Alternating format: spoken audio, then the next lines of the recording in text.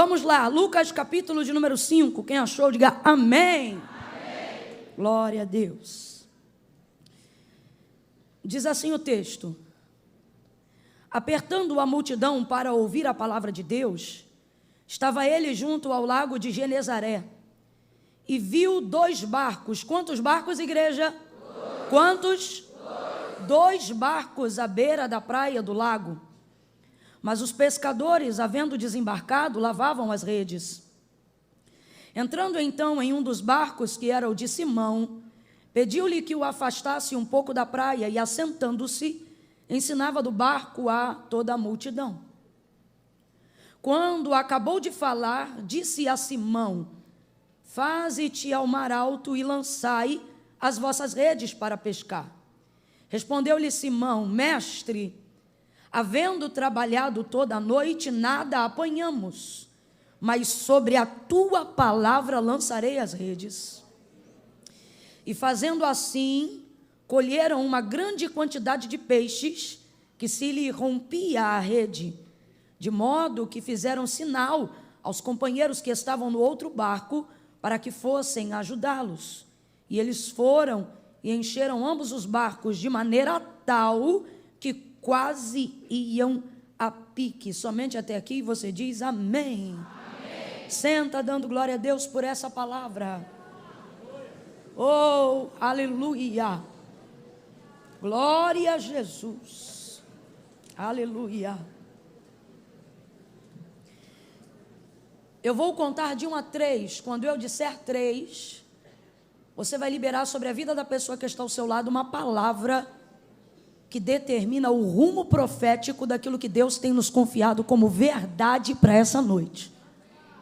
Quando eu disser 3, você vai olhar para alguém e, numa impostação de voz de caráter imperativo, você vai dizer à pessoa que está ao seu lado desse jeito: puxa essa rede. Calma que eu não contei até 3 ainda, tá?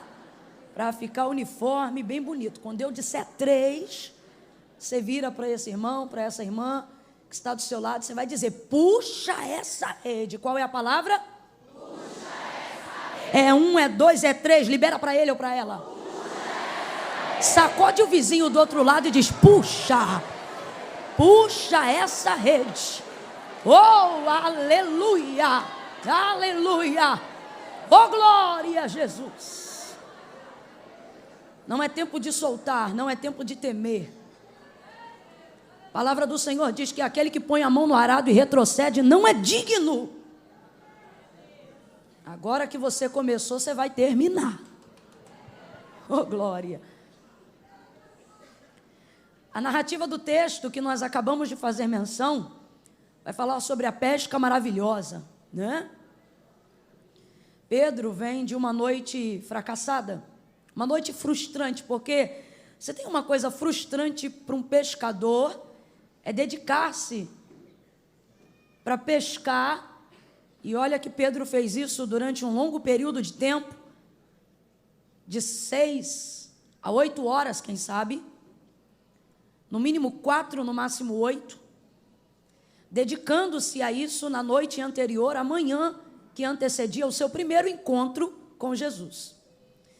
Eles ainda não se conheciam e, sobretudo, Pedro ainda não sabia que Jesus era o Cristo, o Filho do Deus vivo.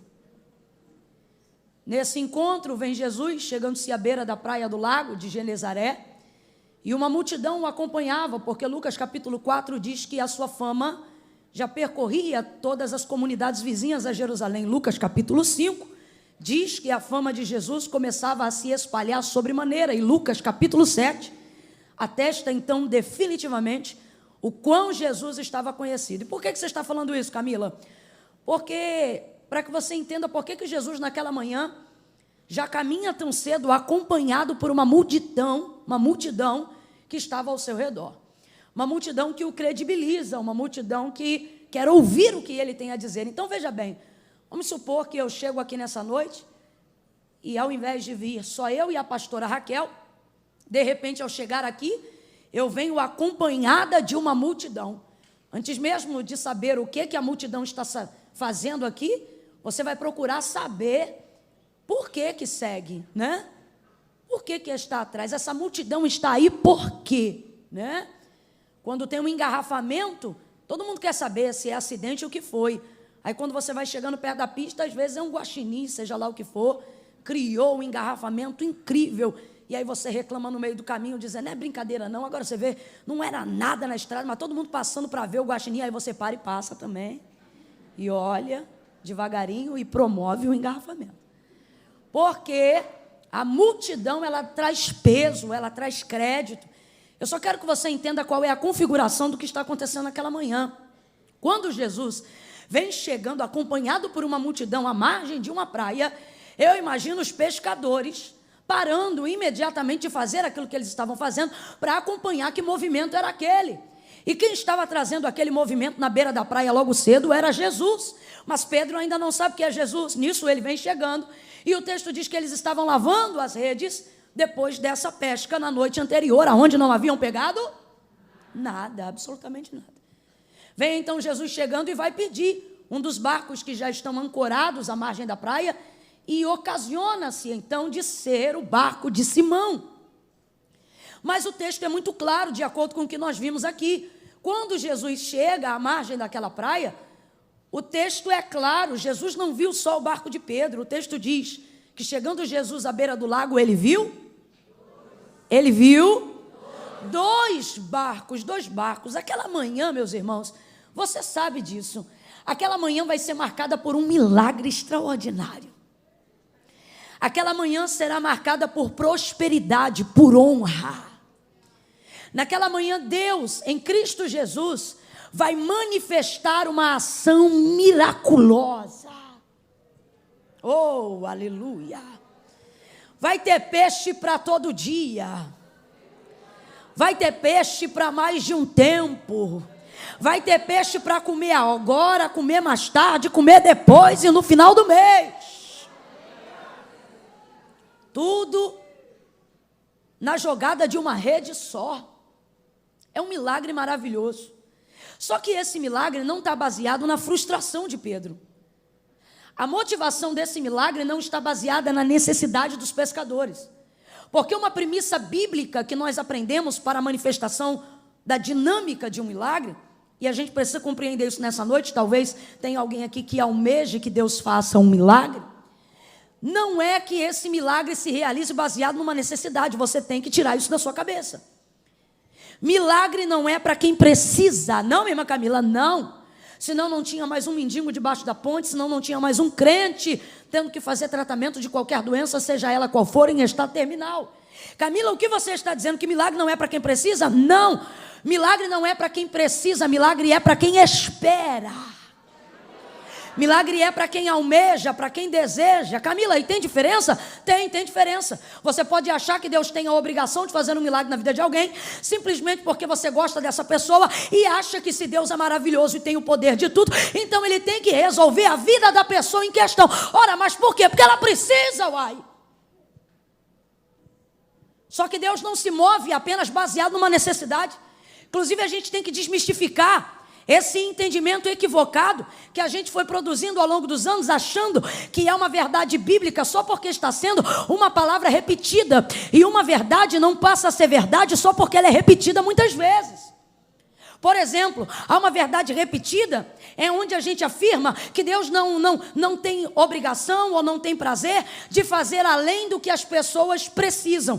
Uma expectativa de que Deus vai agir apenas em cima daquilo que eu necessito. E usamos até textos bíblicos para isso, como a carta de Paulo aos Filipenses, quando o texto diz: e o Senhor, nosso Deus, em Cristo, suprirá todas as vossas necessidades. E nos atemos à palavra necessidades como palavra-chave do texto, para dizer que Deus trabalha para suprir necessidade. Deus não trabalha para suprir necessidade. Olha o que o texto diz: porque o meu Deus, segundo a sua riqueza,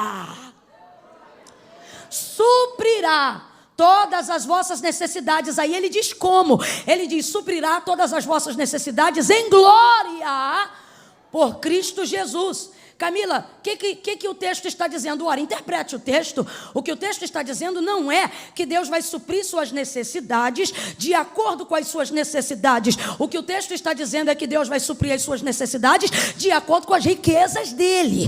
Deus vai suprir suas necessidades de acordo com a glória dele. Não, você não entendeu. O que Deus está dizendo é: eu não te dou só o que você precisa. Por quê? Porque você não tem mais dívida do que eu tenho poder. Você não tem mais limitação do que eu tenho mais poder.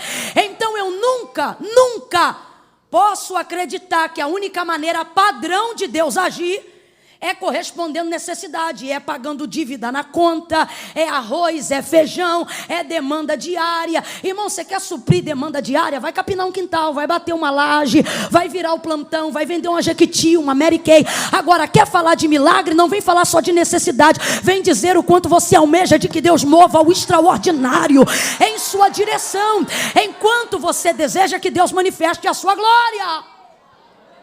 A palavra do Senhor diz que dele é o querer, dele é o querer e o efetuar. Camila, Deus trabalha para mim?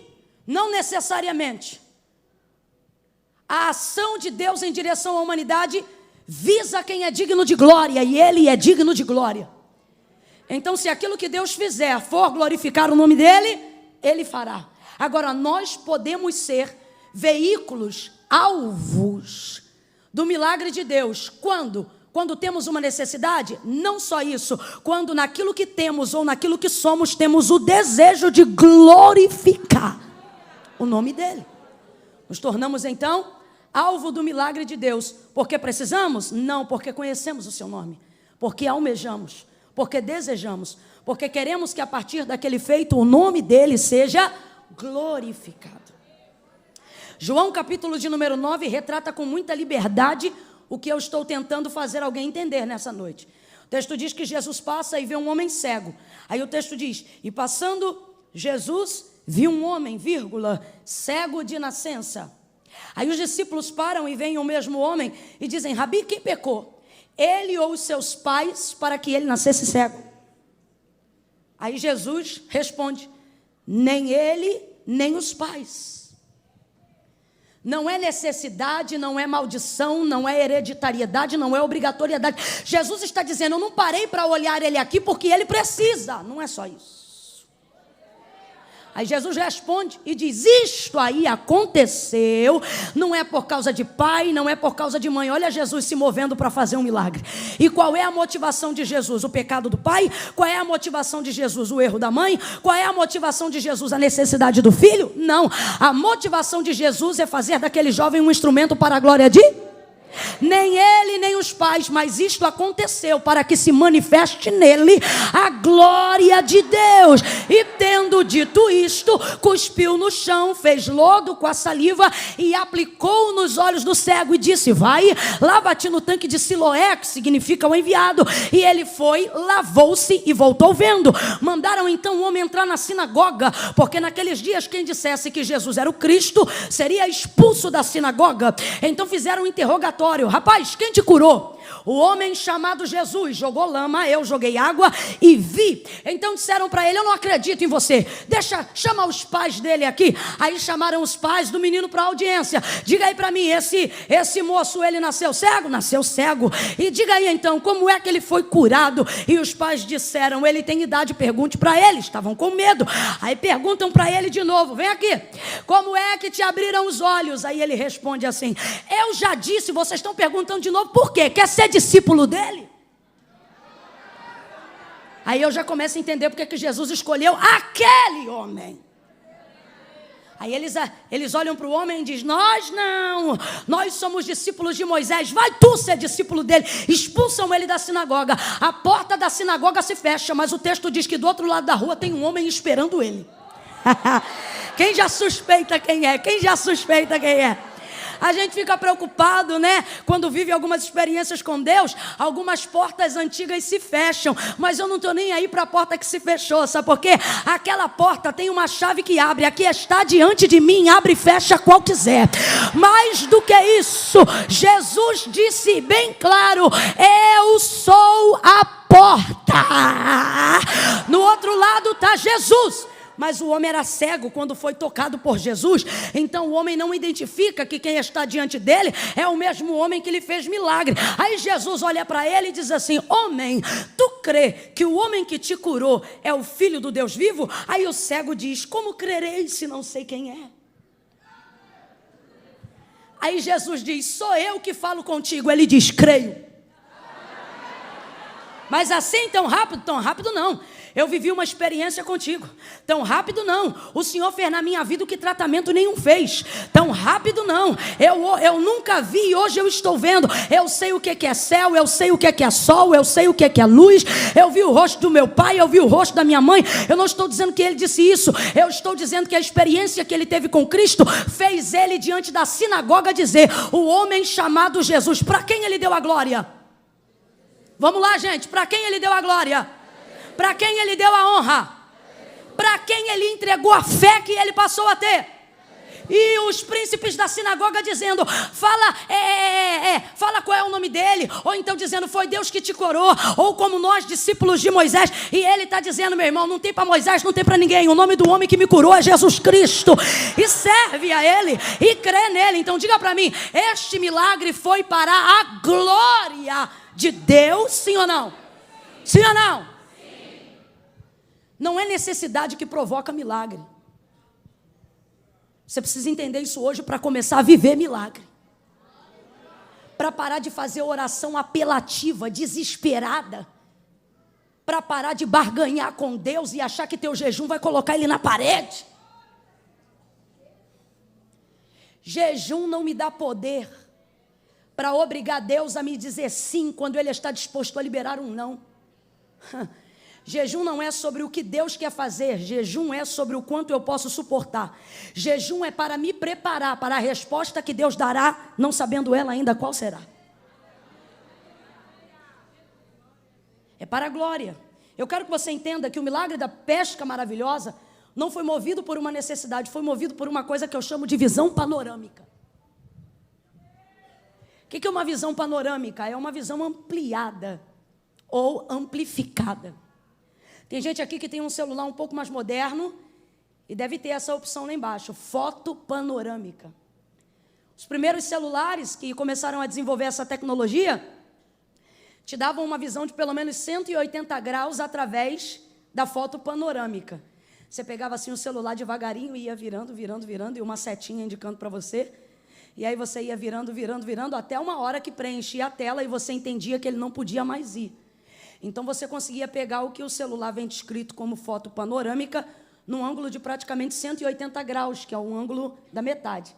Mas se você for para o dicionário e compreender o que é visão panorâmica, você vai entender que é a visão mais ampla da realidade de um contexto, seja ela filosófica ou seja ela uma fotografia. Por exemplo, uma foto panorâmica desse templo. Hoje nós temos equipamentos que podem fazer isso. Eles trazem uma foto, uma visão panorâmica, né? Não pega só 90 nem 180 graus. Tem gente aqui que tem celular moderno, irmãos, que se pegar o celular e botar nessa tecnologia, não vai só a 180, mas vai a 360. E 360 é, de fato, uma visão panorâmica completa. Por quê? Ela não está dando apenas a visão de parte, mas ela está dando a visão do todo. Quando Jesus chega na beira daquela praia, a visão de Jesus não é como a do celular mais antigo, 180. Não é como a do anterior a esse, 90.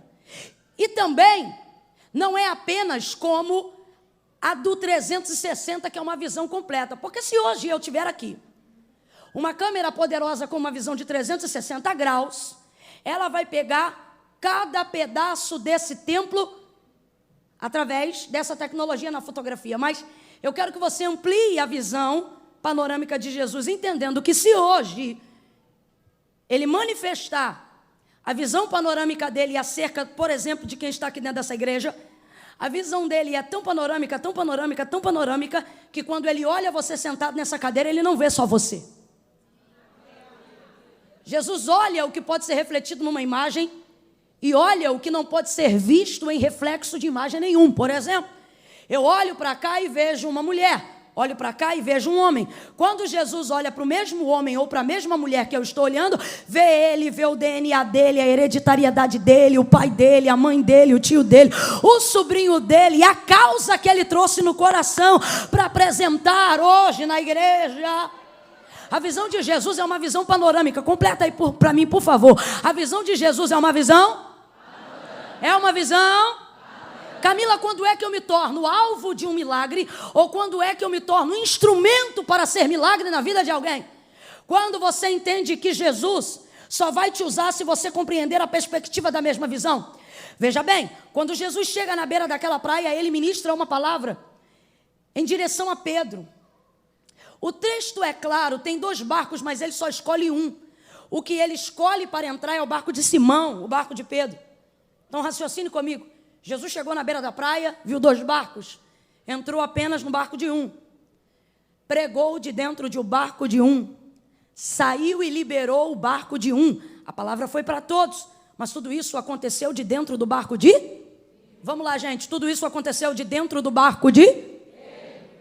Só que a visão é clara. Ele chegou na praia e não viu só o barco de Pedro. Ele chegou na praia e não viu só a rede de Pedro. Ele chegou na praia e não olhou só para Pedro. O texto diz, chegando ele à beira da praia, acompanhado por essa multidão, ele viu 2 barcos. Só que depois disso você sabe que é o barco de Pedro o alvo da primeira pescaria. Quando a rede é lançada, a rede pela qual os peixes entram é a rede de Pedro. O primeiro barco que dá sinais de que parece que vai a pique, uma vez que está tendo que utilizar a sobrecarga ou se submeter à sobrecarga da pescaria, é o barco de? A pessoa a quem Jesus se dirige pessoalmente é a pessoa de? Então entenda isso, o barco é de Pedro, a rede é de Pedro. A palavra direcionada foi para Pedro, a motivação de liderança da pescaria está sobre a vida de Pedro, mas a visão de Jesus tem 2 barcos. Camila, o que você está dizendo? Pedro se torna instrumento do que Deus vai realizar. E por que isso acontece? Porque me parece que Pedro tem uma visão similar à de Jesus e a gente vê isso no final do contexto, aonde nós lemos. Quando o barco começa a virar e ele chama os companheiros. Uma visão panorâmica para compreender aquilo que Deus quer fazer. Olhando para isso, o Espírito Santo tem dito para mim e eu digo para vocês. Quando Jesus entra no barco de Pedro, Jesus não vê só o barco de Pedro. Quando Jesus entra no barco de Pedro, ele vê o que fazendo por Pedro, Pedro poderá fazer pelos outros. Então veja bem, quando Jesus entra na minha vida, ele não olha só para a minha vida. Quando Jesus entra na minha vida, quando Jesus enche a minha vida, quando Jesus abençoa a minha vida, quando Jesus libera uma palavra sobre a minha vida, ele não está olhando só o que pode fazer por mim, mas ele está olhando o que fazendo por mim eu poderei fazer pelos outros. É isso que Jesus está olhando. Então essa é a segunda dinâmica do milagre. Compreender de que maneira eu posso ser útil para que Deus manifeste a visão de reino, para que Deus manifeste a visão panorâmica que ele teve quando chegou na praia. Camila, eu não entendi, vai entender agora. Deus me trouxe aqui nessa noite de domingo para te dizer que quando ele olha para você, ele não vê só você, ele vê suas causas, ele vê seu pai, ele vê sua mãe, ele vê a sua família, ele vê as suas necessidades. Ah, Camila, mas quem vem na igreja sou eu. O barco é teu, mas o peixe será de todo mundo, porque Jesus está vendo além. Jesus está olhando com uma visão. Quem lembra, gente? Jesus está olhando com uma visão. Para ter milagre, a gente tem que sair dessa visão egocentrista. Para ter milagre, a gente tem que sair dessas orações egoístas. Orações que só falam sobre a gente. Trabalhos que só manifestam a nossa vocação. Quantas igrejas às vezes eu vou, irmãos, e discernindo pelo Espírito, eu tenho que orar repreendendo toda a vaidade, porque aí eu percebo que o evento não foi feito para abençoar o povo, foi feito para ostentar com um campo rival, para poder dizer eu trouxe fulano, eu trouxe Beltrano. Quantos lugares a gente chega e percebe que a visão é egocentrista, não é panorâmica, e é por isso que fica seco, é por isso que não tem peixe, é por isso que não tem milagre. Pega na mão de quem está do teu lado aí agora, pega com vontade e diga: mas com a gente não é assim. Olha para ela, olha para ele e diz: o barco é seu, o barco é meu. Diga: a rede é sua, a rede é minha. Olha para ele ou para ela e diz: mas o peixe é nosso. Isso não é sobre a gente, isso é sobre o poder de Deus. Isso não é sobre a gente, isso é sobre o que Deus quer fazer. Jesus vai escolher o barco que está disposto a ser instrumento para que a obra dele seja feita. Entrou no barco de Pedro, mas não estava olhando só para o barco de Pedro. Quando Jesus te dá uma voz, Jesus não está olhando para o timbre da tua voz. Jesus está vendo de que maneira pode usar a tua voz para abençoar a vida de outras pessoas. Quando Jesus te dá uma igreja, Jesus não está vendo de que maneira a sua igreja pode ficar bonita. Jesus está vendo de que maneira você pode ocupar aquele lugar, permitindo com que pessoas de todo tipo tenham acesso a ele para conhecer a palavra de Deus. Quando Jesus te dá um sermão, quando Jesus te dá uma mensagem, ele não te dá para você vir aqui arrotar santidade e ostentar conhecimento. Quando Jesus te confia uma palavra, ele quer saber o quanto aquela palavra pode alcançar o maior número de corações e de pessoas que estiverem naquele recinto.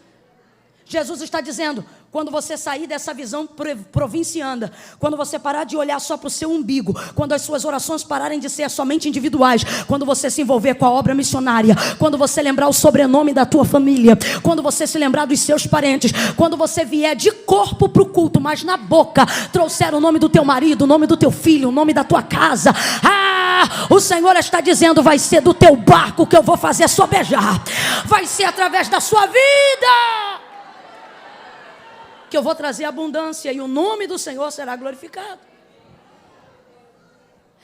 Terceira dinâmica para que haja milagre. Terceira. Jesus, de dentro do barco, olha para Pedro e diz: voltai ao mar alto e lançai as vossas redes para pescar. Desce do barco. Pedro olha para ele e diz: havendo trabalhado toda a noite, nada apanhamos, mas sobre a tua palavra nós lançaremos a rede. Ele já havia feito o que Jesus estava mandando ele fazer.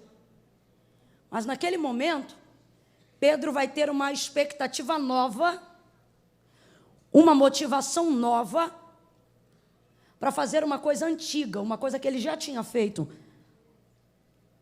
Um método que ele já tinha usado.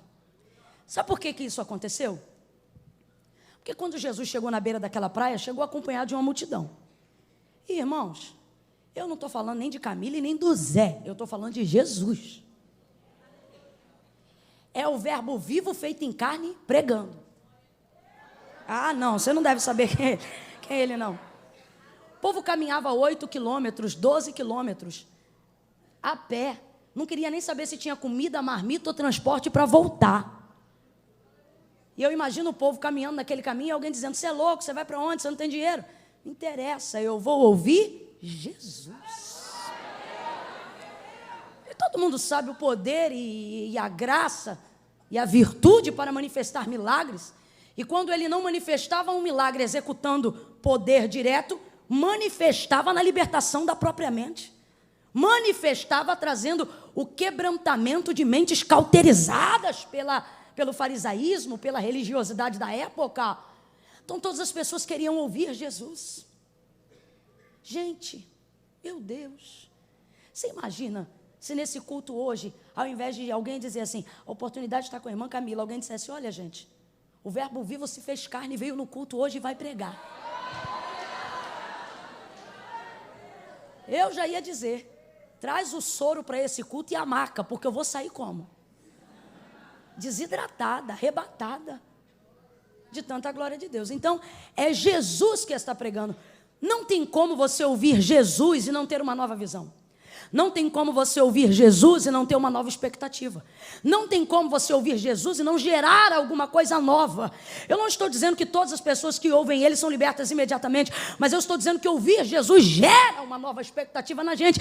Terceira dinâmica para o milagre. Eu já disse, milagre não é para quem precisa, é para quem espera. Milagre não é para quem precisa, é para quem? Para quem espera, para quem deseja. Nós queremos ver milagres, mas não geramos expectativa nos lugares que Jesus está. Queremos ver milagres, mas não geramos expectativa em cima da sua palavra. Queremos ver milagres, mas não geramos expectativa no congresso, não geramos expectativa para o culto, e há até quem pense que é pecado gerar expectativa para aquilo que Deus pode fazer. Ah, Camila, é melhor não esperar nada não, vai que Deus não faz e eu fico frustrado. Você pode ficar frustrado, mas Deus não fica desagradado, porque o autor da carta aos Hebreus disse: é necessário que todo aquele que se aproxima de Deus creia que Ele existe e que Ele é galardoador daqueles que o buscam. Deus deseja ver corações que tenham expectativa. Ora, disse o autor da carta aos Hebreus, o que é a fé? Ele diz: certeza das coisas que não se veem. Expectativa do que já aconteceu? Não. Do que eu acredito que não aconteceu, mas vai acontecer. Deus está convidando algumas mulheres aqui. E Ele está dizendo: eu quero que você volte a ter aquela expectativa que você tinha. Quando você olhava para o ébrio do teu marido pendurado em qualquer bar dessa cidade, e alguém dizia ali um bêbado, e você dizia ali o futuro pastor, ali o futuro pregador, ali um homem de Deus. Quando você gerava expectativa no que não se via, mas cria que ainda veria. Deus está com saudade aqui de alguns pais que olhavam para os seus filhos, não importa onde eles estivessem envolvidos, e geravam uma expectativa. Alguém olhava e dizia: ali um drogado, e você olhava e dizia: ali um pregador da palavra. Nós precisamos desenvolver a expectativa naquilo que desejamos que Deus faça. Ah, Camila, e por que eu parei de desenvolver a expectativa? Porque eu não quero ser frustrado. Então, por medo de não acontecer o que eu não espero, eu prefiro não esperar mais nada. E você acha que tendo isso e fazendo assim, você terá fé por muito tempo mais para caminhar? Será que você não está percebendo que seu coração está embrutecendo? Que a sua mente está ficando cauterizada? Você está achando o quê? Que a data da idade de crente que você tem na tua carteirinha te respalda a receber milagre? Aonde está a expectativa? De quem ora porque acredita, de quem não para de orar porque crê. Expectativa. Ah, irmãos, tudo que eu vivo hoje é resultado de expectativa que eu coloquei em Deus. Hoje eu seguro um microfone, mas durante alguns anos da minha vida, no lugar do microfone eu tinha um controle remoto de televisão. E aí eu pregava usando o controle remoto de televisão. Como assim, irmã Camila? Na sala da minha casa. Eu segurava o controle remoto de televisão e ali eu pregava. E pregava para quem, Camila? Para a almofada 01, para a almofada 02. E botava a Lauriette e Damares para cantar. Quando eu terminava de pregar, aí eu soltava com o controle do rádio o playback não, o CD de uma das cantoras. E eu dizia, enquanto o povo vinha aqui na frente aceitar Jesus, isso segurando o controle remoto da televisão, eu dizia: canta, Damares. Aí Damares cantava. Cantava e eu ficava assim imaginando o povo vindo. Aí eu via, irmãos, eu via aleijado levantando, eu via gente largando muleta, eu via eu diante das multidões, eu me via no avião, eu me via pregando a palavra, eu me via vivendo aventuras, eu me via no rio, eu me via no céu, eu me via na terra, eu me via. Aí eu chorava sozinha, falava em língua sozinha, pulava sozinha, cantava sozinha, rodava sozinha, entrava no mistério sozinha. Aí lá em casa tinha um portão que a tranca não funcionava, era a corrente. Então todas as vezes que alguém entrava, aquela corrente caía e fazia um barulho. Trac. E eu naquela loucura santa, quando ouvia o treque, desligava o som, botava a almofada no lugar e corria para a cozinha para terminar de lavar a louça. Porque eu dizia: alguém vai chegar e não vai entender. E eu ficava desesperado e voltava para aquela realidade. Eu fazia 2 horas de ida para trabalhar e 2 horas de ida de volta para voltar para casa. Camila, o que você fazia em todo o processo de espera do ônibus? Meu irmão, não tinha notebook, não tinha WhatsApp, não tinha internet, não tinha nada disso. Sabe o que eu fazia? Ficava lá do lado, procurava sentar na janela. Aí eu encostava a cabeça, fechava o olho e alguém pensava que eu estava dormindo, porque eu ficava de olho fechado da Central do Brasil até a chegada na minha casa. E por que você ficava de olho fechado dormindo, Camila? Não. Quando eu entrava no ônibus e olhava para o relógio, já sabia do engarrafamento. Aí eu dizia, eba, hoje eu vou ter 2 horas para sonhar. Gente, eu estou aqui no altar em Deus, eu falo a verdade, não minto. Eu entrava ali no Tinguá 551, encostava a cabeça na janela e dizia, Senhor, tu vai curar, tu vai fazer. E eu vou ver e vai acontecer. Ali, irmãos, eu via a salvação do meu pai, que não servia ao Senhor. Ali eu via Deus alcançando outras pessoas da minha família. Ali eu via minha irmã mais velha sendo batizada. Ali eu me via tendo passagem de avião no meu nome. Ali eu me via pregando um congresso que tinha orquestra, que tinha irmãs. Ali eu me via pregando num congresso, numa igreja que tinha galeria, que tinha nave, que tinha telão embaixo. Ali eu via gente sentada importante me ouvindo. Ali eu via púlpito decorado. Ali eu ouvia a minha voz. Ali eu ouvia a palavra de Deus. E eu ia, e daqui a pouco o fiscal dizia, chegou no ponto final, minha filha. Eu dizia, tá bom.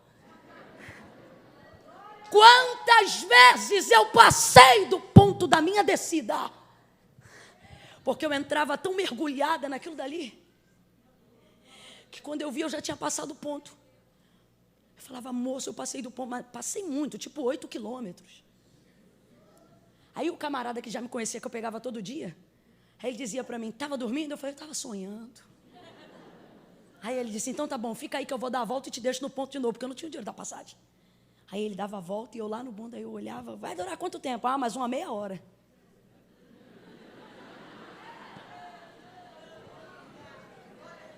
Você diz, Camila, você é uma besta. Olha a besta aqui. Olha a igreja aqui.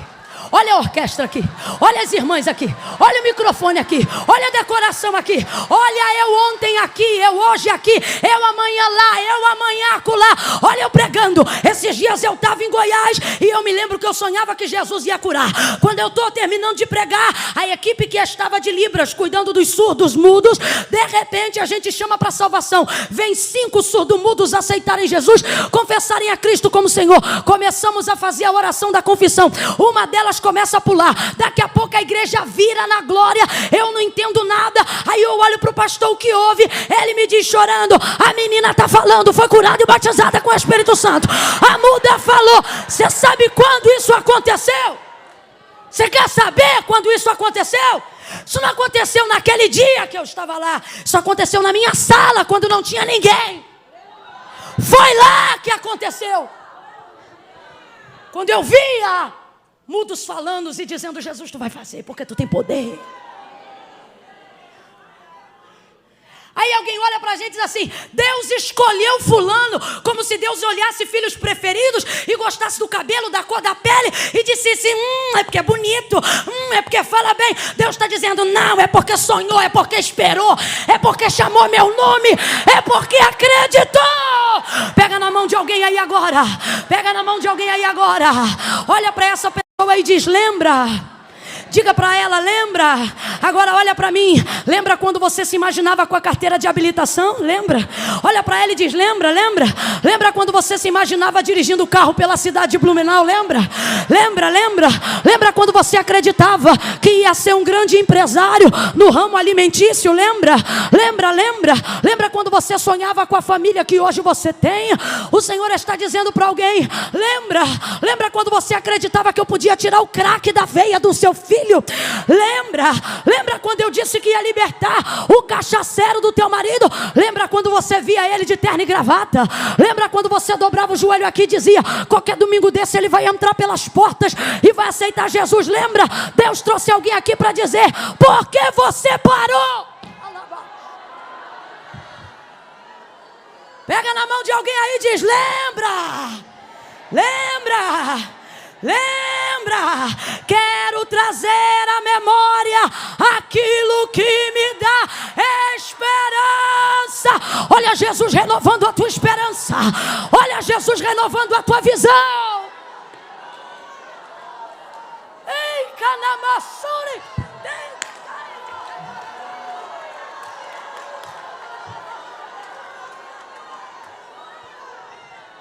Cadê?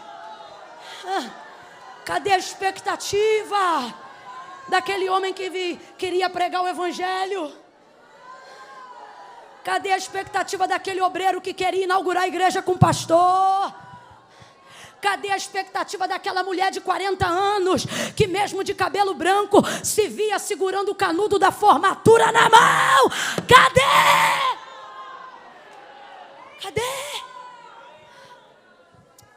Cadê? Deus parou de fazer. Por quê? Porque eu parei de crer? Não. Porque você parou de esperar. Parou de desejar. Lembra quando você tinha hora para dobrar o joelho? Lembra? Lembra quando você tinha hora para orar e falar com Deus? Lembra? Lembra? Tinha dia que Ele não vinha naquele peso de glória e de presença. Mas no outro dia você encontrava do mesmo jeito. Porque você sabia, qualquer hora dessa Ele vem de novo. Você esperava. O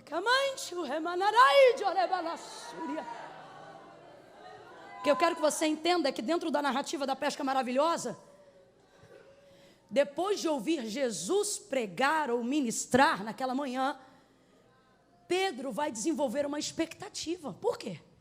Ora, tem uma multidão seguindo ele. O povo o acompanha. Pedro ainda não sabe que é o Cristo, o Filho do Deus vivo, mas sabe que está diante de alguém a quem ele classifica ser uma grande autoridade, porque ele chama Jesus de mestre. Mas ele não sabe que é o Filho do Deus vivo e nem que é tão poderoso quanto o é. Porque o texto diz que depois que ele vê a quantidade de peixe que pegou e percebe que aquilo não é obra do acaso, nem foi causa natural, aí ele já trata Jesus de uma outra maneira hierárquica. O texto diz que ele olha para Jesus, se dobra no chão, bota a boca no pó, estende a palma da mão e diz: afasta-te de mim, Senhor. Aí já não é mais mestre, o S é maiúsculo. Aí ele diz: olha, se afasta de mim, Senhor, porque sou um homem pecador. O que ele está dizendo? Pensei que eu estava diante de um mestre, mas agora reconheço que eu estou diante de um santo. Ele não sabia ainda, porém, mesmo sem saber quem ele era, e mesmo sem saber o que ele faria, já tinha poder e ânimo o suficiente para desenvolver em Pedro uma expectativa do que poderia acontecer se ele se submetesse à palavra desse mestre. Então a expectativa de Pedro é tocada. Oh, aleluia! Não quebra esse clima, não. Você deixa eu beber água em paz. Não vai ficar me secando, não? Então deixa eu beber água. Deixa eu ver como é que você deixa eu beber água.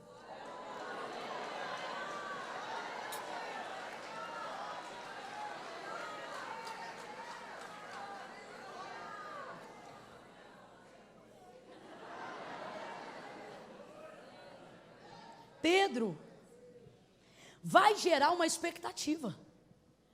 E olha, eu quero deixar isso claro. Ele ainda não sabe tudo o que ele é, ele ainda não sabe diante de quem ele está, mas essa expectativa vai ser gerada. E a gente que está aqui nessa noite está na mesma condição de Pedro. A gente não vem por um congresso como esse, ou numa noite de domingo como essa, porque não crê.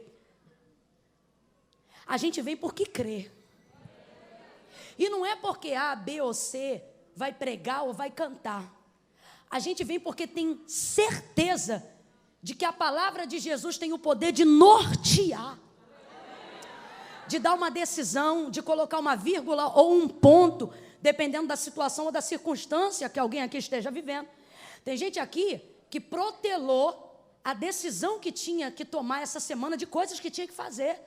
Alguém ligou e falou: ei, fulano, você vai assinar ou não vai assinar? E disse: calma aí, semana que vem eu te respondo, pensando o seguinte: primeiro eu vou para a igreja, dependendo do que Deus falar, né? Aí eu dou a resposta para fulano ou para Beltrano. Por quê?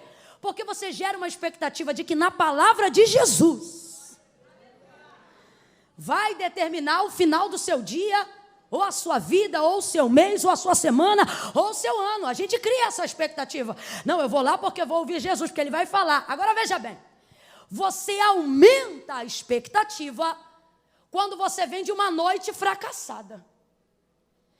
Você ouvir Jesus depois de uma traição, depois de uma falência, depois de um luto, depois de uma decepção, depois de uma tristeza, depois de uma tentativa frustrada, isso tende a aumentar a sua expectativa. Em que sentido? Você pode não querer ir para o shopping, pode não querer ir para o cinema, você pode não querer jogar bola, você pode não querer comer muito ou não comer de menos, mas quando a gente leva para esse lado, Deus tem, Deus pode, Deus é, Jesus faz, você canaliza a sua expectativa para ali. Ainda mais quando você precisa de uma ação sobrenatural. Agora veja bem, Pedro não sabe que Jesus pode fazer tudo o que ele faz, mas sabe que está diante de alguém que tem algum respaldo para mandar ele fazer o que ele está fazendo, porque tem uma multidão que está dando ali crédito para ele, então alguma coisa esse homem tem. Ele gera expectativa. Agora imagine quem está nessa noite aqui no congresso. Gente que sabe o que Jesus pode. Gente... O Jesus que mandou Pedro lançar a rede no mar, para a gente que está aqui e já conhece ele, se ele dissesse assim, joga na areia, quem conhece Jesus aqui titubeava, duvidava, era na hora, joga na areia. Ao invés de jogar a rede no mar, a gente ia jogar na areia e ia dar peixe. Daqui a 10 anos a ciência ia ter que dar um jeito de explicar isso. Porque a gente sabe o que ele faz. Você sabia que Jesus olhou para um paralítico que jazia 38 anos na mesma condição e disse para ele, levanta, toma a tua cama e anda, e o homem levantou na hora. Você sabia disso? Quem sabe disso, diga eu. Você sabia que Jesus parou um cortejo fúnebre de uma mulher que era viúva e que agora estava enterrando o filho único? Passou na frente da caravana do cortejo fúnebre, pegou a mão dele, tocou no esquife, porque não podia tocar no morto, e ele tem tanto poder que o esquife ganhou vida para passar vida para o menino. O menino levantou e o texto diz que ele devolveu o menino à sua mãe. Oi, não entendi, vai entender. O menino levantou, como assim? Estava morto? E levantou. Você sabia que Jesus levanta os mortos? Para quem acha que o defunto estava fresco, então vamos para Lázaro. Ele chega 4 dias depois na aldeia de Betânia. Vai aonde estava sepultado seu amigo Lázaro. E como diz um amigo meu, teve que chamar Lázaro primeiro, para depois dizer sai para fora. Porque ele tem tanto poder, que se ele disser vem para fora, vinha todo mundo de uma vez só. Lázaro, alguém entendeu? Lázaro, vem para fora. Eu imagino a voz de Jesus entrando no limbo da morte e dizendo, ecoando lá dentro, Lázaro! E os outros ouvindo e pensando, como é que vai ser? É só ele, vem para fora. Sai, Lázaro, da morte, salta para a vida, fora da sepultura. Você sabia que é esse o Jesus que você serve? Você sabia que esse é o Deus que você conhece? Gerando expectativa no poder desse Deus, a gente acredita que ele pode fazer qualquer coisa, inclusive o que a gente não imagina, ele pode também.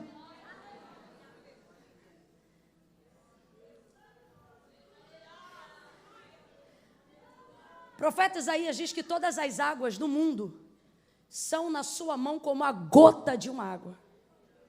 Uma gota d'água.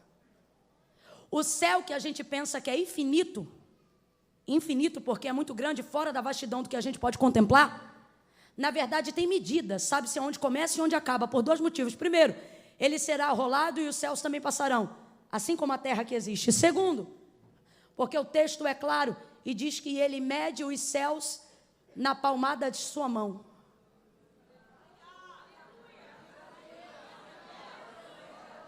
O texto diz que do tronco para cima ele é tão alto que o universo não pode contê-lo e nem o firmamento limitá-lo. O firmamento é o céu. Se o firmamento não pode contê-lo e ele é mais alto que o céu, significa que a gente olha ao céu assim. Significa que Deus olha ao céu Assim. Ah, você não entendeu. Ele está acima de tudo que você entende como céu e como firmamento. E do tronco para baixo ele é tão grande que o texto diz que nem a terra poderia contê-lo. Seria ela apenas o estrado dos seus pés. Então quem entenderia o trovão de seu poder? Olha para quem está do teu lado e diz: tu sabia que é o teu Deus? Então se a gente gera expectativa nesse Deus, se a gente gera expectativa no Filho desse Deus, quem aqui consegue imaginar coisa pequena? Quem aqui consegue imaginar que Deus vai fazer qualquer coisinha? Eu nunca vi, por mais simples que fosse o vaso, e por mais simples que fosse a pessoa que vai receber a profecia, eu nunca vi Deus levantar um vaso para botar a mão no ombro de alguém e dizer: eu tenho uma pequena obra na sua vida. É sempre como: eu tenho uma grande obra na sua vida, porque um Deus grande faz coisas grandes, e por isso Ele está dizendo: aumente a sua expectativa, aumente a sua expectativa. Ele está dizendo: aumente a sua expectativa. Agora presta atenção, já vou caminhar para concluir.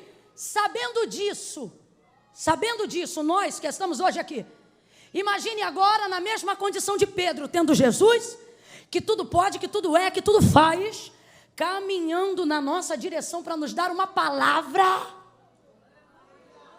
Eita glória! Que vai acabar com o fracasso da noite anterior. Uma palavra que vai fazer valer a pena tudo que eu sofri até o dia de hoje. Então, obviamente, se isso estivesse acontecendo agora, como no mundo espiritual está, eu geraria a expectativa de que Ele me mandaria fazer algo que eu não tentei, algo que eu não sei, algo que eu nunca vi. Porque Ele é e eu não sou, porque Ele pode e eu não posso, porque Ele tem e eu não tenho. Então eu nunca imagino que Jesus vai usar alguma coisa que eu já tentei.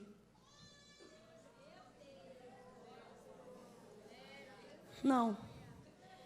Principalmente se aquilo que eu venho tentando não vem dando certo. Então, se eu quero que uma área da minha vida dê certo, e como eu estou tentando, essa área não vem dando certo, eu coloco a minha expectativa em Deus, porque eu acredito que Deus vai me dar um meio que eu ainda não conheço, uma saída que eu ainda não vi, uma porta que ainda não abriu. Quem está entendendo? Agora imagine você com a expectativa aqui, ó, igual você está agora. Porque quem entrou aqui está saindo daqui igual um leão, meu irmão. A expectativa está aqui agora, ó. A de Blumenau está, ó. Você cuidado com o que você deseja, porque nessa noite tem 100% de chance disso acontecer. Aí você imagina, você com a expectativa aqui, expectativa no congresso. Eita, é hoje que Deus vai falar comigo. Deus vai falar, tá. Aí realmente Deus fala, Deus vem. Usa uma pregadora lá do Rio de Janeiro. E aí você pensa: hoje Deus vai fazer um negócio que nunca fez, vai falar um negócio que nunca falou, vai entrar por um caminho que eu nunca vi. Por quê? Porque eu estou gerando expectativa. Aí Jesus vem. Essa é a condição de Pedro. Jesus vem e diz assim: olha aí a mudança, ó. Voltai ao mar alto. Já começou com voltai. Eu queria ser crente igual essas irmãs que deram aleluia agora. Queria. Porque essa palavra aqui, irmão, não gera muita motivação, não. Ó, voltai ao mar alto. Tá bom, vou voltar. E faz o quê? Dá uma estrelinha, um mortal, uma cambalhota? Não, voltai ao mar alto e lançai as vossas... Mas qual rede? Tu trouxe uma rede do céu? Tu tem uma rede? Não, lançai as vossas redes. Que rede? A mesma da noite do fracasso. E para qual mar que a gente vai? Para o mesmo. E qual barco que a gente usa? O mesmo. Tudo bem. E qual é o método que a gente aplica? O mesmo. Volta para o mesmo mar, entra no mesmo barco, usa a mesma rede e lança do mesmo jeito. Voltai ao mar alto e lançai as vossas redes para pescar. É complicado Quando você espera de Jesus um resultado positivo, quando você espera de Jesus a compensação por uma frustração de alguma coisa que você viveu. É complicado quando você está com a expectativa aqui em cima, acreditando que Jesus vai fazer algo que você nunca imaginou que Ele mandasse você fazer. E aí Ele olha para você e diz: volte para o mesmo lugar. Use os mesmos instrumentos e continue aplicando o mesmo método. A condição de Pedro é essa: ele é pescador. Completa para mim. Ele é? Pescador? Pesca. Pescador? Cantor? Pregador? Pastor? Mulher de oração?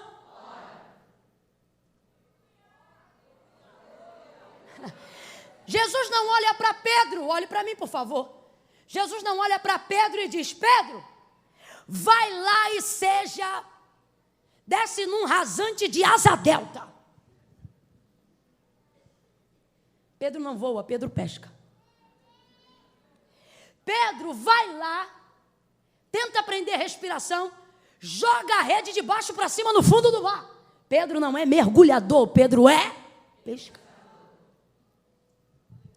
Esperamos que Deus, no nosso caso, Pedro não fez isso e por isso ele foi escolhido para que nós aprendamos com ele.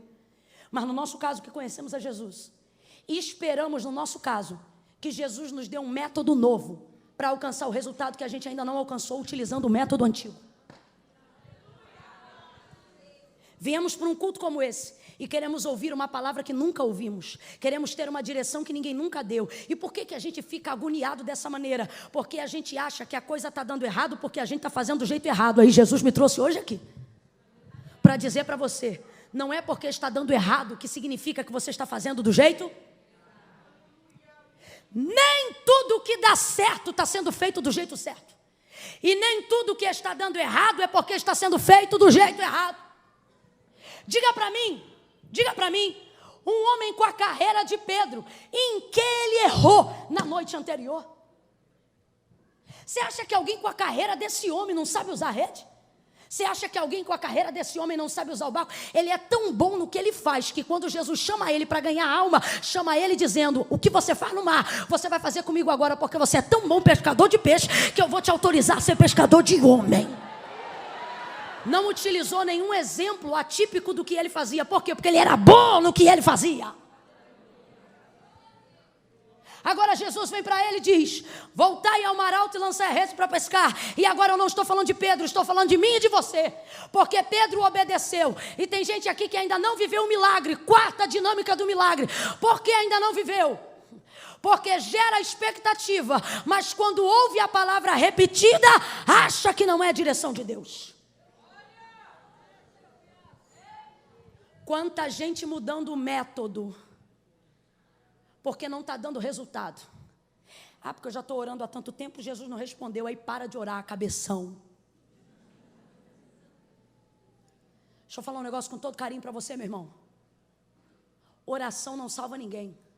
O que salva é Jesus. Só tem um que salva. Agora, se oração é um intermédio, é um instrumento pelo qual Ele usa para salvar, pode não ter salvado hoje, mas eu vou continuar orando. Porque a qualquer hora dessa, essa rede vai pescar alguém pela palavra de Deus. Então presta atenção. Eu não posso mudar um método que é autorizado, aprovado, orientado, porque ele não está dando certo no momento que eu esperava. Por que tem tantas igrejas que abrem hoje e não sustentam nem 3 anos? Normalmente essas igrejas querem viver na efusão do sobrenatural toda hora. Elas vivem sobre a expectativa de que tem que ter arrebatamento todo culto, que tem que ter profecia todo culto, que tem que ter manto todo culto, tem que ter visão, revelação todo culto, poder todo culto, e ninguém aguenta isso, meu irmão. Aí você diz: ah, mas a igreja primitiva, ela viveu o Pentecoste, ela falou em outras línguas. Vai ver depois de quanto tempo. O texto não diz que eles se reuniam para falar em línguas, o texto diz que eles se reuniam para orar. Todo dia eles oravam, todo dia eles buscavam a Deus, metodicamente, devocionalmente, racionalmente, linearmente. Só que nós estamos vivendo a geração do ativismo religioso, ativismo espiritual, ativismo da fé. Eu oro agora, eu quero agora, eu falo agora, eu quero agora. Você está achando que a vida é computador? descobre as senhas, conhece as programações e vai aplicando. Veja isso, Jesus manda Pedro voltar para o mesmo mar, usar o mesmo barco e aplicar o mesmo método de pesca, lançando a rede, só que agora ele tem uma palavra. Aleluia. Mas eu quero que você entenda esse raciocínio, porque isso aqui é uma visão que Deus está nos dando para esta noite. O método é o mesmo. Completa isso para mim que eu quero que você grave. O método é? O método é? Olha para mim. Deus não mudou o método que Pedro usava para alterar o resultado que ele tinha. O método é o mesmo, mas o resultado foi diferente. Por causa da obediência de Pedro à palavra de Jesus, na aplicação do mesmo método que Jesus usou, que Jesus mandou, ele vai colher um resultado diferente. Deus está dizendo categoricamente para alguém aqui: não mude o método que eu te dei para manipular o resultado que você quer. Continue fazendo a oração que eu te ensinei. Continue pregando do jeito que eu mandei. Continue pastoreando como eu te ensinei. Continue regendo como eu te orientei. Continue amando como eu te disse. Continue clamando como eu te falei. Há alguém aqui nessa noite que o Senhor está dizendo: não é porque não está dando certo que significa que você não é boa no que você faz. Só significa que o resultado não virá através do seu esforço, para que a glória não seja sua. Mas Deus está dizendo a alguém aqui: eu não preciso mudar o método para que o resultado seja alterado. Ele manda Pedro de volta para o mar. Sabe o que ele está dizendo? Volta a trabalhar. Sabe o que ele está dizendo? Volta a fazer o que você estava fazendo na noite anterior, antes de eu chegar aqui. Camila, não entendi, vou falar rasgado. Jesus está dizendo: continue a fazer o que você estava fazendo antes de eu aparecer. Você queria a resposta? Ai, Camila, eu vim hoje aqui porque eu quero saber. Meu casamento está uma tribulação. Ou vai embora ele ou vai embora eu. Aí Jesus te trouxe aqui e diz assim: volte para casa e continue amando o mesmo homem. Ai, Camila, eu acho que eu vou botar meu filho para fora de casa. Ai, Camila, você pode fazer qualquer coisa, meu irmão. Só não altera o método do amor, da busca, da intercessão e da oração. Porque Jesus está dizendo: ei, é fácil querer alterar o método para obter resultados. Difícil é trabalhar duro e deixar o resultado na mão de Deus. Não me diga que é fé o que você tem, quando você não deixa Deus mover em nada. Quando é você que tem que salvar todo mundo. Quando é você que tem que resolver tudo. Quando é você que tem que cuidar de novo. Não me diga no cansaço do seu trabalho depois de um dia que você tem fé. Isso não é fé, isso é controle. Fé é quando você acredita. É quando você tem tanta certeza que você não precisa viver se remudando, se alterando para acreditar que Deus fará. O que Jesus está dizendo é: Pedro, o trabalho é contigo, mas o milagre é comigo. Volta, faz o que você sabe e deixa que eu vou dar resultado. Deus está dizendo para alguém: continue cantando do jeito que eu mandei você cantar. Continue orando como eu mandei você orar. Continue crendo como eu mandei você crer. Mas Camila, não está dando certo. Não altere o método visando o resultado. Jesus podia, uma vez que ele sabia que na primeira jogada de rede de Pedro ia vir uma multidão de peixes, ele poderia ter dito: Pedro, vai lá porque você vai conseguir peixe. Olha o texto aí em casa depois melhor. Ele poderia ter dito: Pedro, vai lá porque agora vai dar certo. Jesus não fala do resultado que Pedro vai ter. Jesus só fala do método. Jesus não diz assim: você vai pegar. Jesus diz: você tem que lançar. Jesus não fala quantos peixes ele vai pegar. Jesus só diz o que ele tem que fazer. Por que isso acontece? Porque todo milagre ligado à riqueza ou à multiplicação, ele é pedagógico. Jesus não quer Pedro fazendo o que Deus mandou ele fazer. Jesus não quer Pedro fazendo o que Jesus está mandando ele fazer, pensando no resultado. Porque se tudo o que você for fazer só for pensando no resultado, seu método será sujo, será corrompido. E qualquer hora dessas, você estará com o botão do automático ligado, observando apenas o resultado. Deus não nos chamou para ficar avaliando resultados. Isso vai gerar síndrome de Asaf na cabeça de crente que era para estar bem, mas está mal. Por quê? Porque vai para a rede social e só olha número. E acha que número é resultado de sucesso. E aí fica pirado das ideias. dizendo como é que pode, é prostituto e está enriquecendo, é corrupto e está ficando tudo bem, é assim, é assado e a vida dele cresce, é assim, assado e fulano prospera. Aí você fica igual Asaf, volta para a casa de Deus perturbado, dizendo porque o ímpio prospera em seu caminho, e eu tendo uma vida de santidade não estou conseguindo romper áreas e limitações da minha vida, sendo crente, sendo santo, vindo para a igreja. Quantas pessoas afligidas nesta noite pela síndrome de Asaf. Aí eu vou parar de fazer do jeito certo, fulano faz do jeito errado e dá certo, estou eu fazendo do jeito certo e dá errado. Eu vou parar de ter vida de santidade, o outro tem 3 mulheres e está tudo tranquilo, agora eu estou aqui orando para Jesus salvar a minha, e parece que cada dia está ficando pior, porque você só está olhando para resultado. Jesus não disse para ele, olha quantos peixes, Jesus só disse para ele como ele tinha que lançar a rede.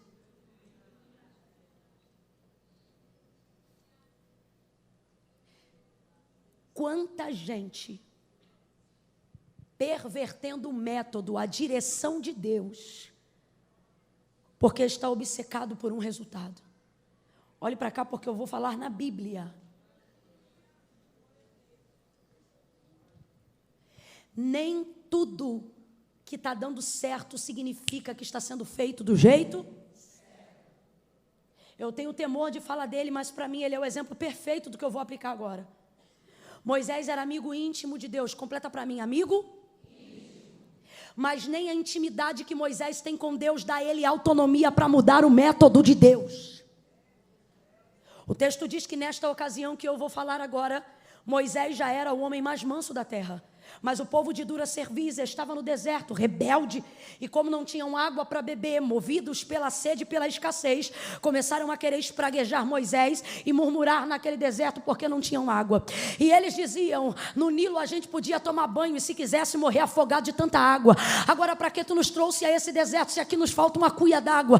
Nós vamos morrer de sede aqui? Não tinha no Egito sepultura o suficiente para que nós fôssemos enterrados lá? Agora os nossos cadáveres serão estendidos nesse deserto, tudo porque nos falta um pouco de água. Eles atribulam Moisés a tal modo que Moisés vai em direção a Deus, buscar de Deus um método, buscar de Deus uma direção. Chega Moisés diante de Deus e Deus orienta Moisés, Deus dá uma direção, Deus dá um método. Deus diz assim, Moisés, há aqui neste lugar uma rocha. Olha a direção que Deus está dando. Vai lá e fala a rocha. Qual é o método, gente? Nisso que Moisés recebe a direção, nisso que Moisés recebe a palavra, vai ele voltando para fazer o que Deus mandou, vai ele voltando com a direção que Deus deu, vai ele voltando com a resposta que ele tem. Quando ele está voltando, o povo continua falando, não tinha água no Egito, para que tu nos trouxeste a esse deserto? E pererei, começaram a tribular, a angustiar. Aí ele estava com um cajado na mão, para não dar na cabeça de um, deu 2 vezes na rocha. Pá, pá. Qual foi a direção de Deus? Mas porque foi pressionado no caminho. Elemante calabaraçuria.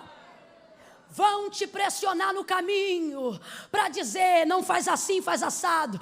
E eu não estou aqui, meu irmão, sendo uma bobinha em dizer que a gente não pode mudar. Eu só estou dizendo que crente não muda sem a direção de Deus. E só sai da direção que Deus deu quando Deus dá outra. Não tem pai, não tem mãe, não tem mulher, não tem ninguém que pode fazer um crente que recebeu de Deus uma direção, mudar a direção. Deus me chamou desse jeito e Ele disse assim para mim, eu te uso assim. Até que Ele decida me usar de outra maneira. Porque pode acontecer. A experiência da maturidade, a maturidade desenvolve crescimento. Ele preserva a essência, mas pode mudar alguma coisa. Mas até que isso aconteça, eu prego assim. Escute aí. Se alguém ligar para lá e quiser marcar uma data comigo, eu vou ver os parâmetros tudo direitinho, chego na igreja. Isso nunca me aconteceu, mas já aconteceu com um amigo meu. Se eu chegar lá e disser, a gente te chamou aqui, mas aqui você não pode fazer isso, não pode fazer aquilo, você não pode dizer isso, você não pode dizer assim, você não pode tocar nesse assunto. Meu irmão, se não for nada ligado à salvação de ninguém, e eu estiver sendo retida por protocolo eclesiástico de quem me conheceu e me chamou sabendo quem eu sou, eu agradeço a oportunidade, pego o primeiro voo de volta e vou-me embora. Por quê? Porque a pressão da sociedade, a pressão da multidão, a pressão de seja lá quem for, não é maior do que o Deus que te garantiu no método que te deu.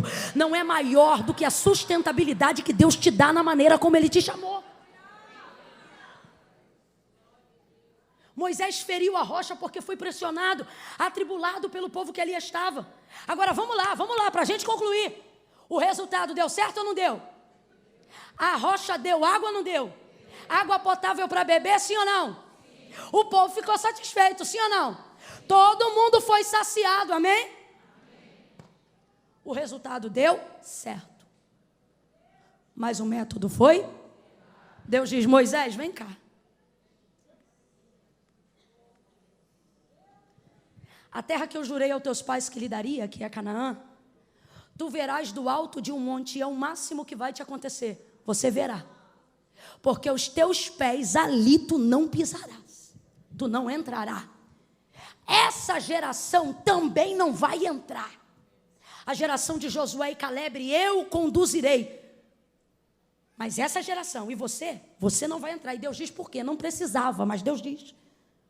Você não vai entrar porque você foi rebelde. A minha palavra, eu disse, fala a rocha. E você feriu a rocha. Então entenda a lógica do milagre. Entenda por que tem coisa que está dando certo, mas está sendo feito do jeito errado. O resultado deu certo, sim ou não? Mas o método foi? Agora eu te pergunto, sabendo quem foi Moisés, eu te pergunto, valeu a pena alterar o método para obter o resultado? Deus está dizendo para alguém, lá no mundo eles dizem, os fins justificam os meios, pois aqui Deus está dizendo, eu quero saber como é que está teu meio para eu determinar o teu fim. É o teu meio que vai determinar o que eu vou fazer. Então não tem esse negócio, meu irmão, de mexer no método para alterar resultado. E Deus trouxe a gente hoje aqui para motivar a nossa fé, a dar continuidade a métodos que Deus deu, não importa o quão antigos eles sejam. Até que Deus deu uma nova direção, vamos ficar na direção que Deus deu. Não vamos alterar método nenhum, observando o resultado. Porque é nessa de só querer olhar resultado, que quem foi chamado para ser pregador se torna um rato. Como assim? É gente que não vem mais porque Deus traz, é gente que vem porque tem que levar oferta para pagar a conta de luz. A motivação mudou. Quando você só observa resultado, cantor deixa de ser cantor, adorador deixa de ser adorador, levita deixa de ser levita, e só fica olhando o resultado. É nessa aí que muitos líderes param de olhar as ovelhas como ovelhas e passam a olhá-las como números. Por quê? Porque visando o resultado, já não ligam para ter diligência no método. De qualquer jeito, faz do jeito que dá. É nessa que muitos adoradores se tornam religiosos dos cultos de domingo à noite. Nunca vem à igreja, não faz nada, mas está na metodologia. Aí ele vem com a motivação errada, mas vem. Oferta com a motivação errada, mas dá. Dizima com a motivação incrédula, mas dá. Porque ele está esperando apenas o resultado. E aí fica tudo pervertido. Você lembra quando Deus disse a Abraão, sai da tua casa, da tua parentela, vai para a terra em que eu vou te mostrar. Farei de ti uma grande nação, tornarei a tua família fecunda. Ele afirma, Sara, tua mulher, vai te dar um filho. Só que o tempo passa e o resultado não vem. Aí Sara mexe no método para alterar o resultado. Abraão, deita com Agar, minha serva, e dela nascerá o filho. Sara está pensando que alterando o método vai produzir o resultado. Gênesis 12, Deus promete. Gênesis 17, Deus aparece. Abraão, anda na minha presença e ser perfeito. Deus só apareceu para falar isso. Camila, pode o homem ser perfeito? Não. Totalmente não, só naquele grande dia. O que Deus está dizendo, vou traduzir. Abraão, faz o que a gente combinou. Usa o método que eu te dei, a fé que eu te dei, a perseverança que eu te dei. Irmãos, não tem resultado que faça valer a pena o comprometimento de uma caminhada com Deus. É isto que faz Moisés dizer: se a tua presença não for comigo, não me faça subir daqui. Sabe o que ele está dizendo? Sei que esse método vai gerar um resultado, mas não me tira daqui se for para viver esse resultado fora da tua presença. Lembra quando Deus chamou Abraão e disse para ele: sai da tua terra, da tua parentela e vai para a terra que eu vou te mostrar? Deus está dando a direção, Deus está dando o método. Agora responda para mim, se você conhece o texto, Deus havia dito qual era a terra que daria para Abraão? Não, só falou que tinha uma terra, mas falou qual era a terra? Porque Deus não está chamando Abraão para ver Canaã, Deus está chamando Abraão para andar com ele. É isso que Deus está dizendo para você. Deus está dizendo para você: filho, depois de caminhar um tempo comigo, depois de aprender a me obedecer, depois de sentir a alegria de estar na minha presença, fazendo o que eu mando, na hora que eu mando, do jeito que eu mando, você vai ver que o que te espera não é maior do que o que te acompanha até a chegada. Pedro entra no barco. O método é antigo, mas a motivação é nova. Deus trouxe alguém hoje aqui para dizer: eu não sou leviana, irmãos. Eu tenho cara de moça, mas eu não sou boba. Eu não vou aqui para você botar a cadeira na cabeça e dar um pulo de 3 metros. Dizer que quando você vai chegar em casa hoje vai estar tudo mudado. Eu não vou aqui fazer uso da sacrossanta palavra de Deus para dizer para você que todo mundo que te perturba vai mudar do dia para a noite. Eu não tenho autonomia para dizer o que é que vai mudar, que horas vai mudar e quando vai mudar. Mas eu tenho de Deus autorização pela palavra para dizer que o culto hoje, quando acabar, a verdade nua e crua é que você vai voltar para a mesma casa. E graças a Deus. A verdade é que você vai voltar na segunda-feira a trabalhar com as mesmas pessoas, mesmo que você não esteja feliz com esta empresa. A verdade é que na segunda-feira o seu chefe tem 90% de chances de ainda ser o mesmo. Talvez essa semana não vai sobrar dinheiro para você trocar o guarda-roupa. Quem sabe até, eu não posso mentir, já aconteceu comigo, você vai no Natal usar uma roupa repetida. Talvez a roupa, por um tempo, ainda seja a mesma. Talvez a empresa ainda seja a mesma, a casa ainda seja a mesma. E o marido, o mesmo. Você diz: Deus, eu queria um casamento novo. E o Senhor está dizendo: não sou a favor do divórcio, mas sou a favor do novo casamento. Então posso separar do marido? Deus está dizendo: não, fica tranquila. Eu vou te dar um jeito novo de ser alegre no antigo. Eu vou te dar um casamento novo, vivendo com o mesmo marido. Levanta a tua mão porque eu quero profetizar. Deus está dizendo que tem gente aqui, não abaixa não, levanta a mão. Tem gente aqui que vai chegar na segunda-feira no mesmo trabalho. Vai chegar hoje depois do culto na mesma casa. E gente que te conhece há tempos vai olhar para você e vai dizer: o que você fez? Levanta a mão, gente. O que você fez? Você mudou o cabelo? Não, o cabelo é o mesmo. Você mudou a roupa? Não, a roupa é a mesma. Você mudou de carro? O carro é o mesmo. Você mudou de igreja? Não, a igreja também é a mesma. É mesmo, mas você está diferente. Pois é, a igreja não mudou, o carro não mudou, o marido não mudou, o salário não mudou, mas a motivação que eu tenho está me dando esse brilho nos olhos, esse renovo na alma. Pega na mão de alguém aí agora, segura a mão dessa pessoa o mais alto que você puder. Vai, meu irmão, sem preguiça. Levanta a mão dessa pessoa e diga para ela: o método pode ser antigo, mas a fé, mais o ânimo, mais a alegria, mais a força é nova. É nova. Olha Deus te renovando. Olha Deus te dando um novo ânimo. Olha Deus te dando força. Quem acredita que está renovado, fica de pé num salto de glória.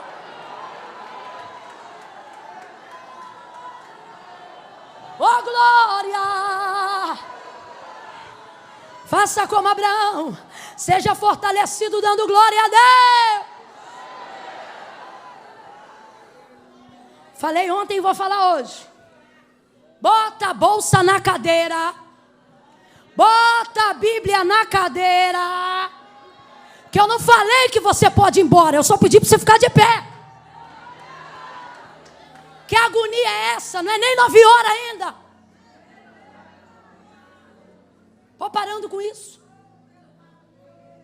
Parou. Camila, mas ninguém foi. É para já não ir. Não ocupe os corredores agora. Porque tem gente aqui desde ontem. Você não veio só hoje não. Você está aqui desde ontem. E ontem não foi o primeiro domingo que você conheceu essa igreja não. Você já vem aqui alguns domingos. Mas na hora que a gente fala, quem quer vir fazer uma aliança com o Senhor, você se amarra nessa cadeira e diz, eu não preciso, porque Deus está no meu coração. Você não veio ontem, mas tem uma chance de acreditar na palavra e vir hoje. Pedro vai ao mar, porque o método é antigo, mas a motivação é? A motivação é nova. O método é o mesmo. Vai voltar para o mesmo barco, vai lançar a mesma rede. Mas agora ele está debaixo de uma palavra. Que nem você. Está debaixo de uma direção. Vai para o mar. Aí ele pega a rede. E joga a rede. Oh, aleluia.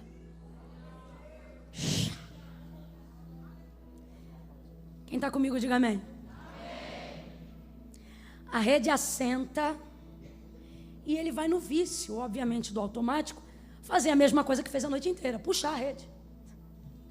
A noite inteira, o movimento foi esse aqui, ó. A noite inteira, anterior à manhã, o movimento foi esse aqui. Joga a rede. A rede vem leve porque vem vazia. Você diz, Camila, está começando a ficar pesado. Minha vida é cansaço, é gente perdendo saúde. E o Senhor está dizendo, calma. Porque todo resultado traz consigo um peso. E não é porque está dando errado que significa que você não está fazendo do jeito. E o bom de se manter fazendo do jeito certo é que quando você está no método de Deus, até o que era para dar errado, dá certo. Mas quando você está fora, até o que era para dar certo, tem chance de dar errado. Quando ele vai puxar agora, de uma vez só, ele vai pegar uma multidão de peixes. Quando ele pega a rede, irmão, que ele puxa. Quem disse que ele puxa? Ele segura um pouco da superfície. O movimento, eu imagino, deve ser mais ou menos esse aqui. Jogou, quando foi puxar. Não veio. Está cheio. Oh, olha para mim, Deus está mandando eu dizer, está difícil porque está cheio. Está doendo porque está cheio. Está começando a machucar o braço e as pernas porque está cheio. Está sendo cansativo porque o resultado é extraordinário. O texto diz que ele puxa, só que a rede começa a rasgar. A rede começa a rasgar. E sabe por que a rede está rasgando? Deus falou para mim, pastor Nilton. A rede está rasgando. Aqui no texto. A rede está rasgando. Porque é muito peixe. A rede está rasgando. Porque Jesus, quando chegou na praia, viu. O Espírito Santo falou para mim. Eu deixei rasgar de propósito. Porque quando começa a rasgar, ele vai se lembrar que tem um outro barco para puxar. Camila, eu não entendi, vai entender agora.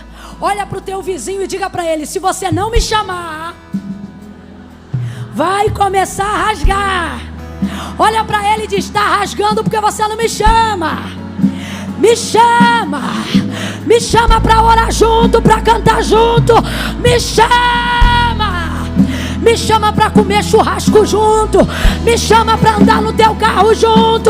Não é só sobre você, é Deus usando você para abençoar toda a praia, para abençoar toda a gente. Olha o que acontece. Está rasgando, e agora?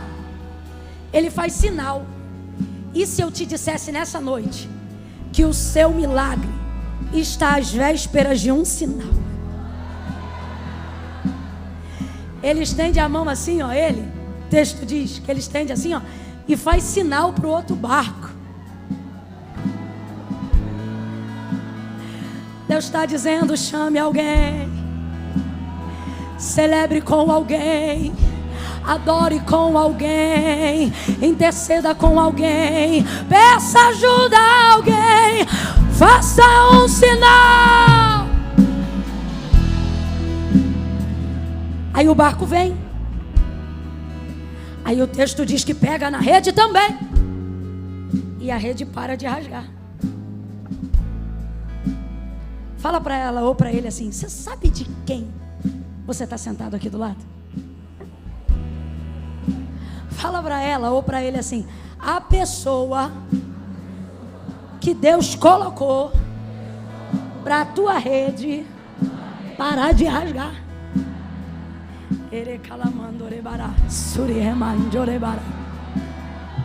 Que isso, Camila? Meu irmão, você pode ter amigos muito bons na Europa, na América, na cidade vizinha, mas quando a rede começa a rasgar, você tem que chamar quem está mais perto. Provérbios diz assim: melhor é um bom vizinho perto do que um parente distante. Porque na hora que você precisa, meu irmão, de um socorro imediato, até o parente chegar já deu ruim. Mas se o vizinho for bom, ele sai de camisola de casa, não é? Te bota dentro do carro, te leva, não é assim? Olha para quem está do teu lado e fala para essa pessoa: eu estou mais perto. Faz um sinal de vitória para essa pessoa. Faz um sinal pedindo ajuda para essa pessoa. Deus não colocou você sentada do lado dela à toa. Ela será agente de renovo, agente de ânimo para a sua vida. Fica de pé, não senta não. Quem tem saúde fica de pé. Quem quer ter fica de pé. Seguram então a rede e começam a puxar. Quando eles puxam, quem começa a virar é o barco. Segura o fundo só um pouquinho. Mas eu já gostei desse fundo, que eu já entendi qual é a música, tem tudo a ver. Vocês são fera demais. Ó, eu pedi para eles segurarem, porque isso aqui é muito sério.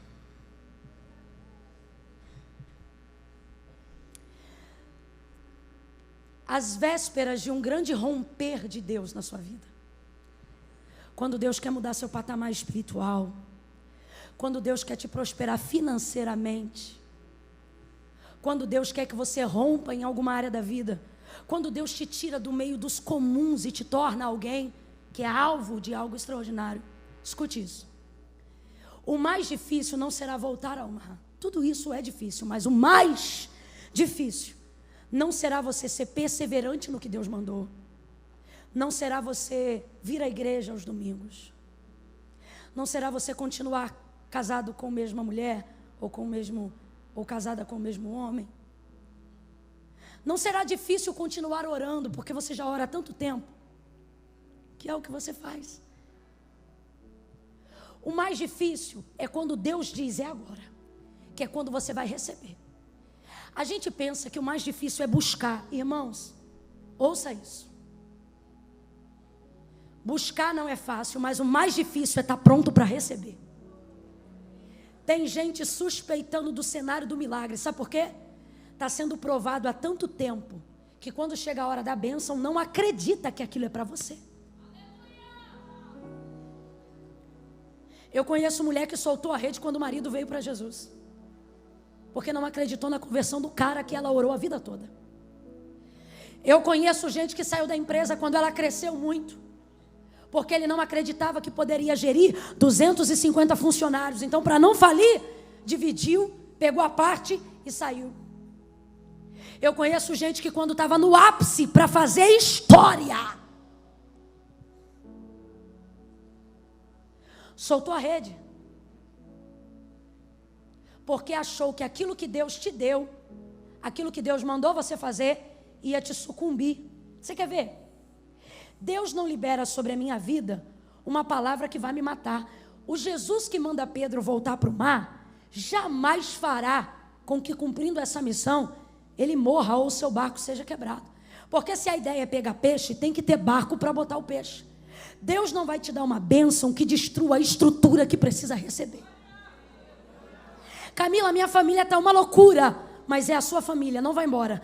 Porque Deus não te daria uma família que você não poderia controlar. Camila, minha esposa é uma prova, mas segura, porque Deus não te daria uma mulher da qual você não pudesse ser o marido. Escute isso.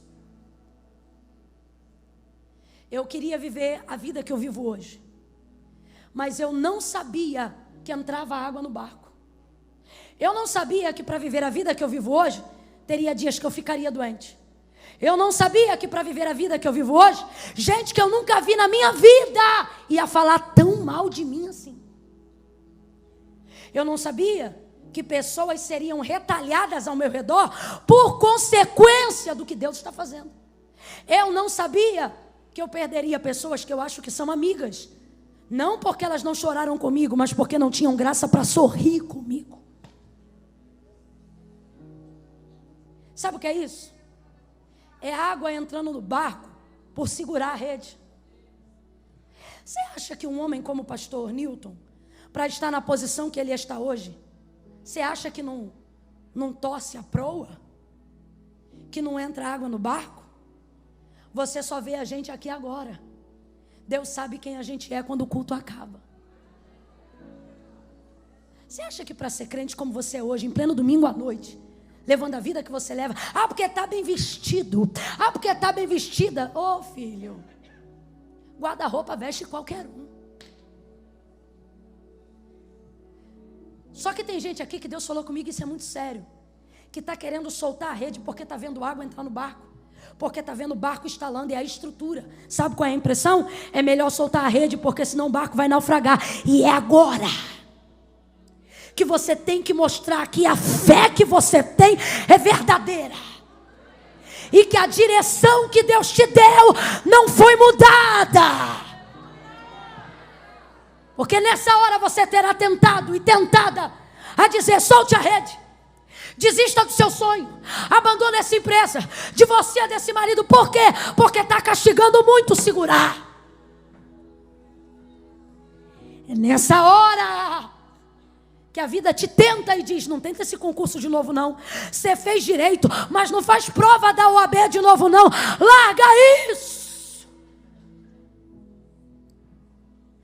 Depois de tanto tempo se dedicando ao louvor, às vésperas de gravar um álbum, você tem vontade de soltar e dizer: vai ver, Deus não me chamou para isso.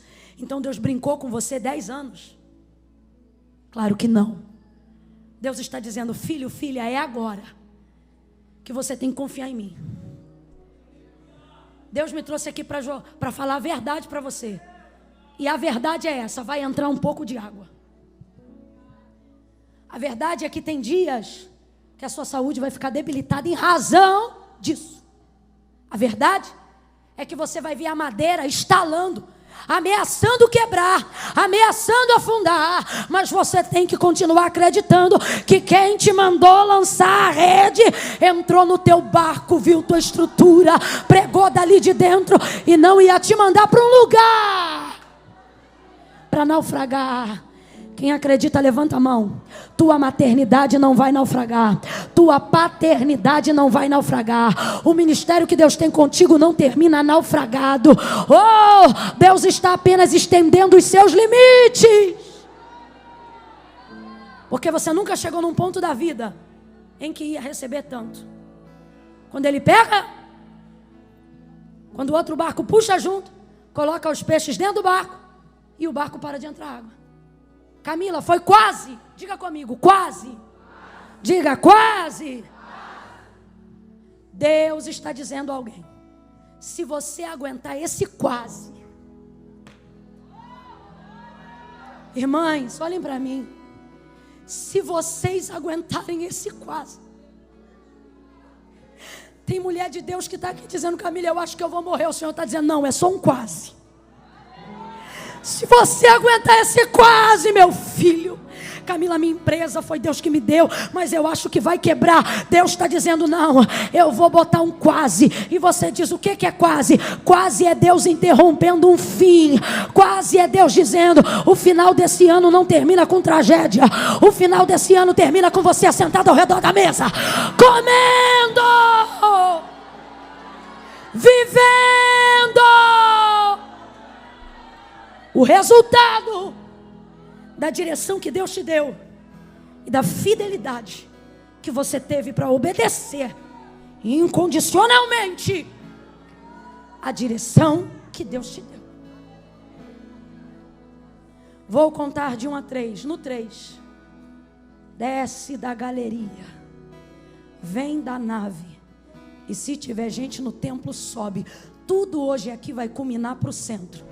Quem está em cima desce, quem está embaixo sobe, quem está no meio vem. Quando eu disser 3, Camila, sou de uma igreja aqui perto, essa palavra foi para mim. Posso ir aí na frente receber uma oração? Não. Ai, Camila, mas é que eu estou meio fraco. Está fraco, mas é crente. Ai, Camila, mas eu cheguei aqui meio bangueado. Chegou meio baqueado, mas agora está renovado. Segura a tua marimba aí onde você está. Porque Jesus te trouxe hoje aqui para te dar 2 tapas, te levantar pelo ombro e dizer: não solta essa rede. Mas está doendo, não solta. Mas parece que eu vou morrer. Só parece. Bota um salto, uma cinta, um sorriso no rosto e vem para a conferência. Quando eu disser 3, e hoje de verdade não tem apelo, é convite.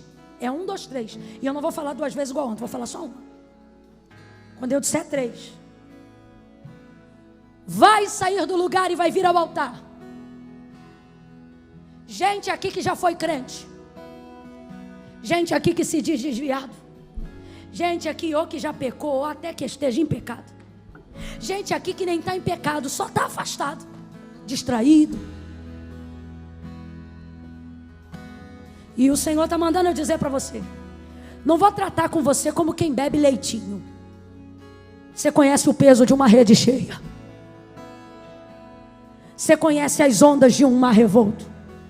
Só que por algum motivo você soltou, saiu da vontade de Deus. Ou porque machucou, ou porque doeu, ou porque cansou. Não importa o que te fez largar a rede.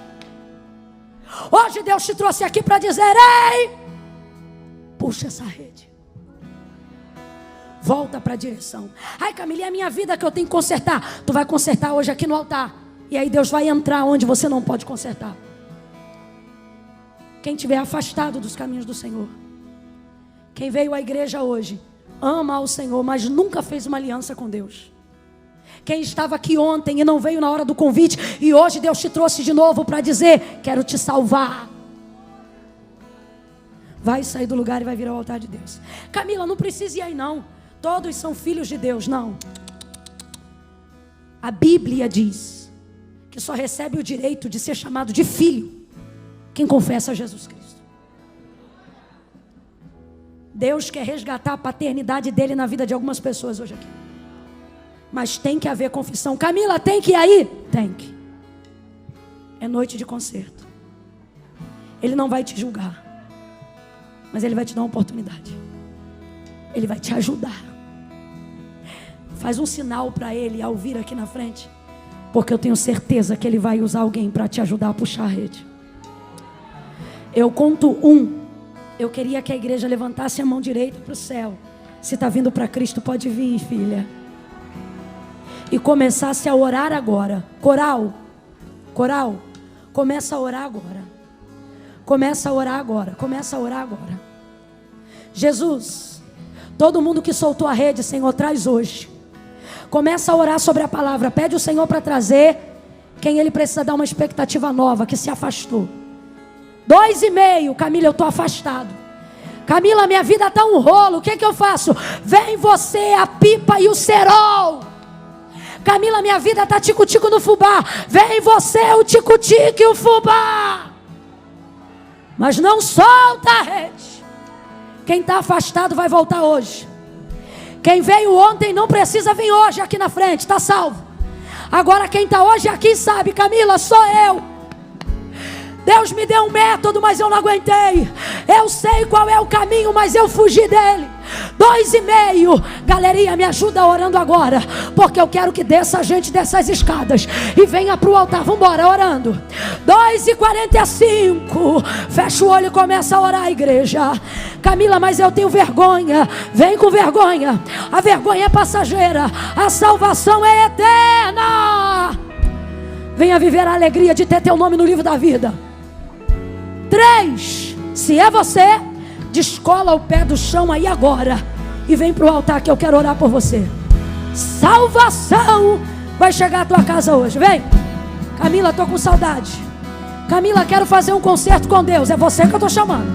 Pode adorar, pode adorar.